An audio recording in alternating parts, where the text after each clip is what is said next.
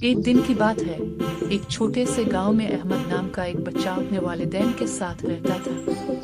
وہ بہت نیک، سادہ اور سچ بولنے والا بچہ تھا۔ احمد کے ابو کھیتوں میں کام کرتے تھے اور احمد روزانہ مدرسے جاتا تھا۔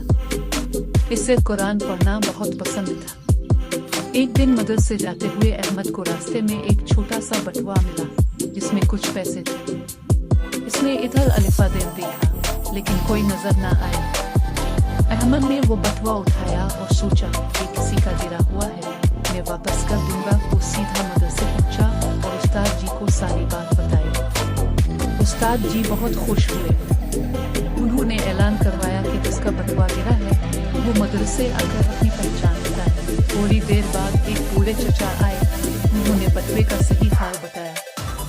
احمد نے مسکرا کر بٹوا واپس کر دیا۔ بوڑھے چچا نے خوش ہو کر احمد کو دعائیں دیں اور استاد جی نے سب بچوں کے سامنے کہا، احمد نے ہمیں سچ